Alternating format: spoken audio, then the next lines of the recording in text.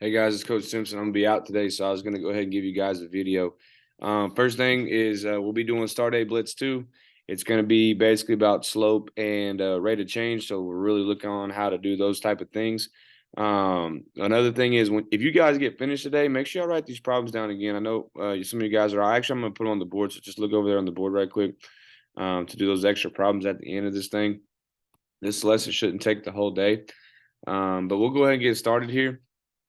Basically, if you guys will look at the first warm-up page here, they give us a graph here, and they just kind of want us to describe it and pick 3 correct answers. Um, Before we get going, though, just remember slope, all right? Rise over run, okay? You got to find 2 points to find your slope.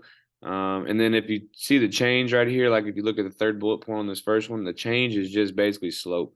So they're just doing like rise over run in a sense, and they're just counting the points. So that's kind of how this works. Um, Another big thing on rate of change, okay, is you have to really be able to find those points. So just make sure you guys know how to find the points, okay? And I'll show you guys how to kind of do that today, especially on this video. So we'll go ahead and get started. Like I said, this first one, it says the graph of the linear function is shown on the grid. It says which of the following is true. Select 3 correct answers. So the biggest thing here is just kind of understanding slope. So if you look right here, okay, and you look at your first answer choice, it says the slope of the line is negative. Well, if we're looking at the line here, if you look, it's going from left to right, it's going down.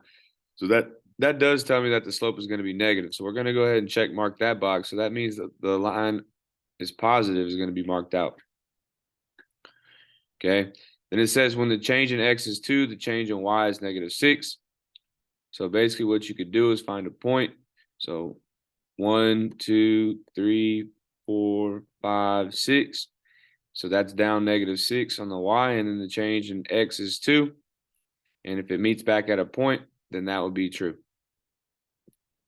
Then it says the slope is -3. So since we just did that, okay, we know the slope is negative here because it is going down.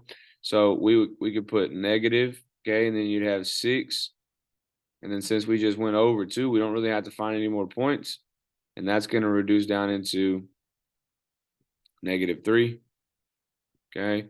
And again, we could have determined that just by the first bullet as well, because since the line is negative, that means the slope has to be negative. This slope was positive, so that one would automatically mark it out. Okay. Now, on a problem like this, again, let's go ahead and read it. Again, I'm just going to read the question first here. That's really key on a lot of these start questions. So it says, what is the rate of change of the depth of the water per day? So again, we just want to find what is the slope of this line right here. So basically, like what that means is like what's happening per day. It's kind of like what slope tells you is kind of the thing that's happening. Okay, don't forget your y-intercept is your starting point. I don't think they're going to ask you about that, but that's like where the water had already started. So just kind of remember that. Now, these are kind of hard because it's kind of hard to see the points. But if you guys notice right here, I'm going to go ahead and just pick 2 random points. It doesn't matter which 2. So I'm going to pick this one here. And I'm going to actually pick this one right here. Okay, you guys can pick whatever 2 points you want. I'm going to pick those 2. I seen a lot of people make a mistake a couple weeks ago when we were doing this. They were doing X's over Y's. Guys, you have to do Y's over X's here when you're subtraction fraction. So I'm going to go ahead and draw my division. Go ahead and put my 2 minuses here. Again, you can find this on your star reference sheet too. But let's go ahead and figure out what it is. So I'll go with my Y's first just because that's what we need to do for our slope. So I'm going to go ahead and pick 40 for the first one. Okay. And I'm going to subtract that from my 50 since that's my second point.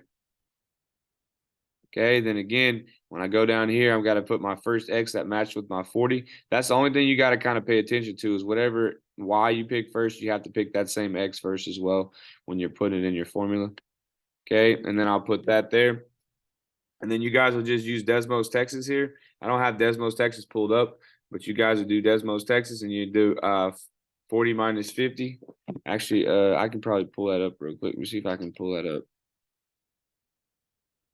Give me 1 second. I can pull that up. Okay, we pull Desmos, Texas up if it'll let me.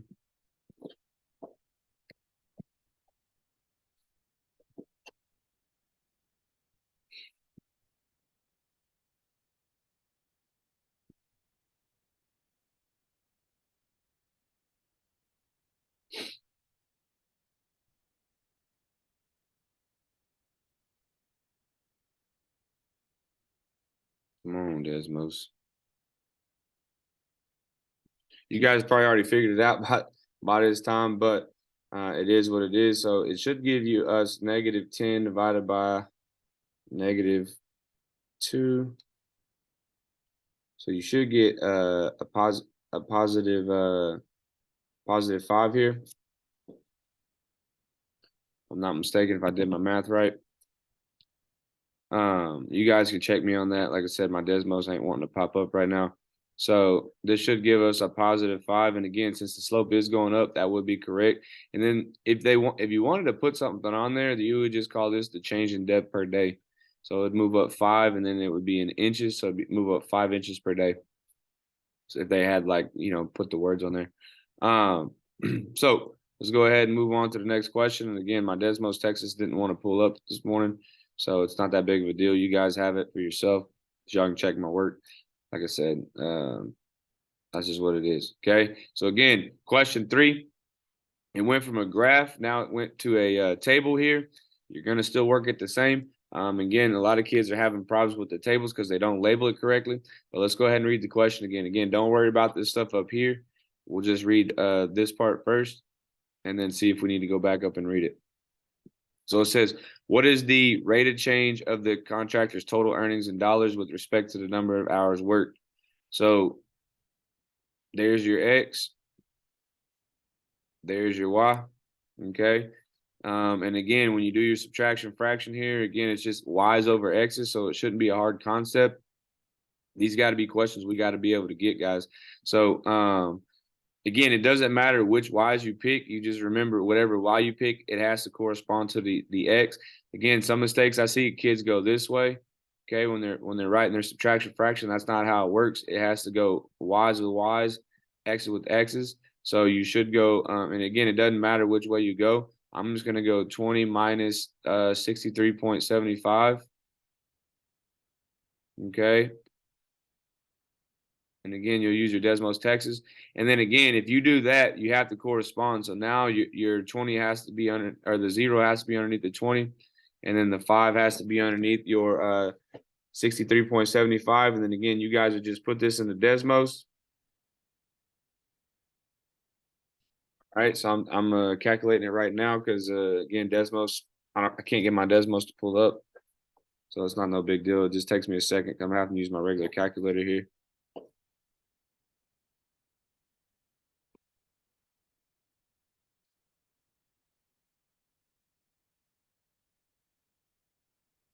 So you should get. I got 8.75 when I did my calculation here. So again, it would just be $8.75 per hour worked. Okay, so that's pretty simple there. Not too bad. All right, so what we're gonna go ahead and do. All right, we'll go ahead and go over to the next page here. All right, and look at these other questions. I'll give you guys a few hints. And so again, this first 2 right here are just going to be some tables, so you guys should be able to get those with ease. We just work tables. Again, they changed it on us now. They're going horizontal instead of vertical on your table. So just make sure you're subtracting Y's from X's. Okay, that's not that big of a deal. Okay, here's 2 lines. So again, we did one with the line. You got to find 2 points. First one gives you 2 points. The second one doesn't. You got to find it. Okay, now third one right here. Okay, it says the function y is equal to 50 plus 35 parentheses x plus 1 can be used to determine the total cost of a plumber charges of x hours of work. What is the rate of change of the total cost with respect to the number of hours worked? So if they ever give you guys an equation, okay, we kind of worked on this on day 1 when you get like parentheses like this. So you need to distribute this out. Okay, so it'd be 50 plus, and then you would go 35 times x, and then 35 times -1. So that's actually going to give us 35x, and then it would give you minus 35.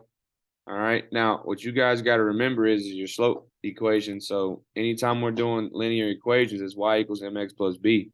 Like that's a lot of times what we're trying to get to. Okay, so what you need to do is just make sure if they ever ask me for rate of change and they're giving you an equation, you don't really care about our y-intercept. Okay, we want to find the x variable because the coefficient of the x is going to give us what we're looking for. So in this case, okay, it would be that 35. So what is the rate of change of the total cost with respect to the number of hours of work? You would just say 35. Okay, so $35 per hour basically. All right. So it gives us another table here. So that's easy peasy. Okay. Um, here. Okay. So it says select 2 more points on the coordinate plane that represents this rate of change. So what you'd have to do is you would have to actually go back and read this. So it says online company sells shirts for $16 per shirt. So again, this is going to be our slope here because it's per. So they're spending $16 per shirt and a flat rate of $10 per shipping. So this will be your added to the end. So when we create our equation here, you guys should be able to do it. So it says the graph shows an ordered pair, 0, 10 that lies on the graph. So what you do here is your equation would be y equals, okay, since it's 16 per, like the per means like that's where you're going to put your x because you don't know how many shirts you're going to get, but you do know you're going to have to get charged $10 per shipping, and that's like a one-time fee. And then they give you the 0.010, okay, and they want you to select 2 more points. So what you guys remember, you guys could type this in on Desmos, Texas, okay, and then you can go to your table function and find 2 more points on the line. So I'll let you guys try to figure that out. Make sure you guys know how to do that. All right. Now, number 6 here, okay. Uh, Number 6 says select the y values in the table that are incorrect. Select the 3 incorrect values. So again, we're gonna have to read this because it's not just wanting a rate of change here. So it says Janet reads at a rate of 1.5 pages per minute. After reading for 19 minutes, Janet was on page 96. It says the table below shows the relationship between the page number that Janet is on and the number of minutes she reads. Some of the y values in this table are incorrect. So what you need to do is kind of like backtrack here. So since we know they stopped on page 96 and we read for 19 minutes, okay, you should be able to figure out, well, if we're reading 1.5 minutes per or pages per minute, when I multiply that, okay, she should have read 28.5, okay, in 19 minutes. Okay. So like I said, if you backtrack that, that should give you 96 minus that. So you should have started on page 67.5. Okay. And then you would go through there and just kind of figure it out which one's wrong. Okay. Um,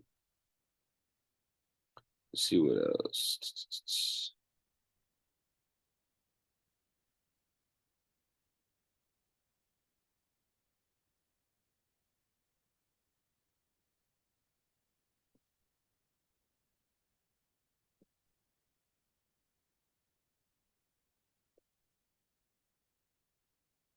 And then number 7, I think that's just a regular rate of change. So again, you got to find 2 points here and you'll be good to go.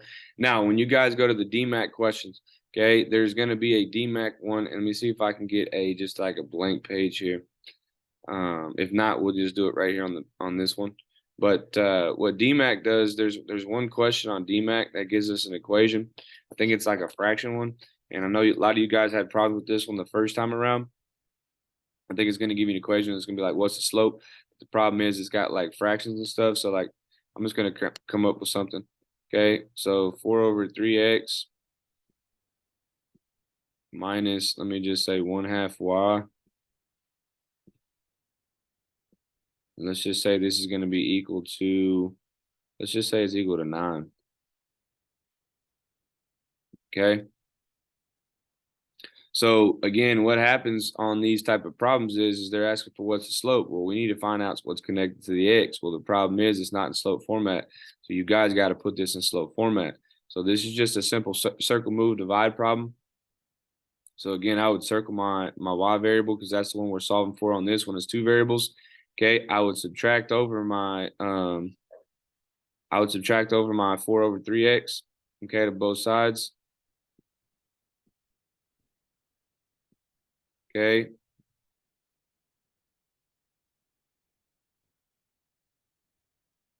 Oh, no, that's ugly. Sorry. All right. And then what's going to happen here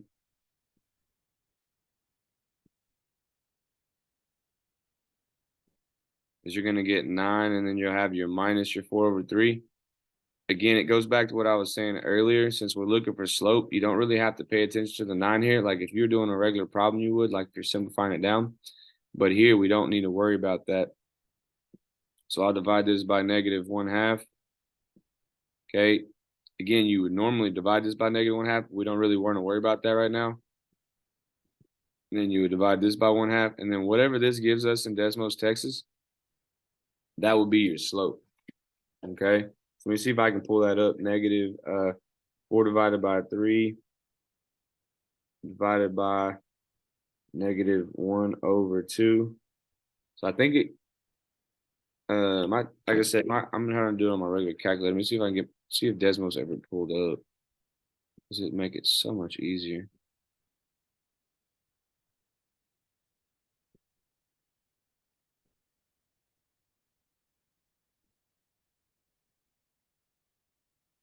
I was trying to pull up. I don't know why it's not wanting to work this morning.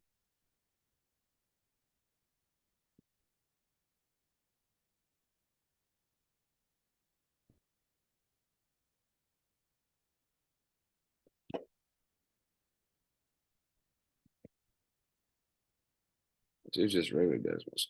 Okay, regular Desmos is popping up for me. I'll just use that if I can get the screen to work right for me.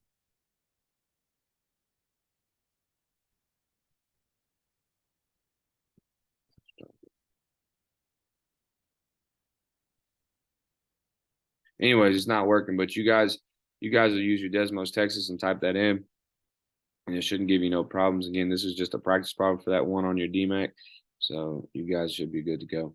All right, guys, I appreciate it. You guys have a good rest of y'all's day.